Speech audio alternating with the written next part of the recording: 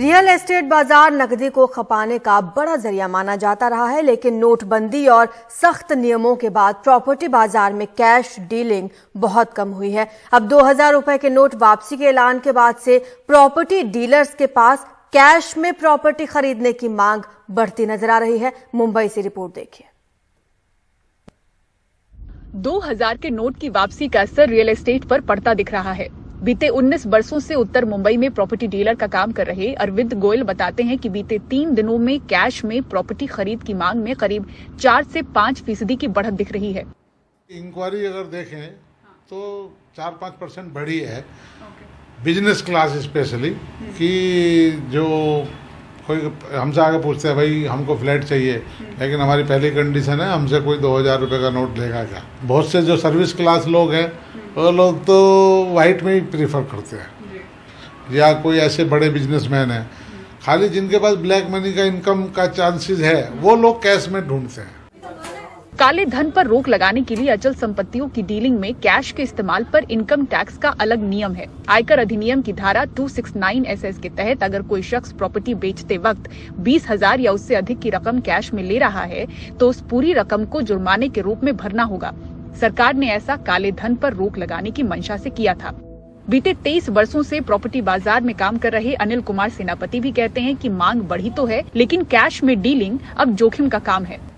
Headache तो है ही है, रिस्क लेना कोई भी नहीं चाहते हैं, ना सेलर ना परचेजर, और हम तो बीच में तो हम लोग अटक ही जाते हैं। यू नेवर नो कि एक ट्रांजैक्शन कहीं पे बीच में अटक नहीं जाए।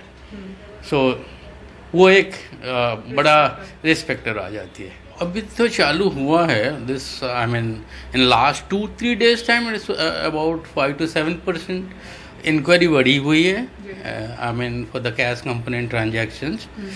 और स्पेशली 2000 के नोट की रिक्वायरमेंट जो है जिसके पास ज़्यादा हो गया, दे are more keen to buy the properties now. These are more of business class crowd and they are looking for commercial properties. Residential के लिए भी देख रहे हैं लोग, लेकिन रेसिडेंशियल में कैश ट्रांजैक्शन इतना नहीं हो पाता है, तो उसी के लिए उसमें थोड़ा इंक्वायरी कम होता है। और जो रिक्वायरमेंट भी आती है, जो सेलर भी है, they are more conscious about taking the cash component now.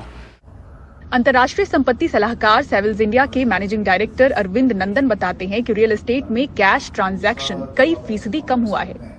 जो आज से 8-10 साल पहले तक की जो एक कमोबेश हालत थी रियल एस्टेट परचेज में, जहां बहुत बड़ी तादाद में कैश ट्रांजैक्शन होते थे, अब उतने नहीं हो पाते।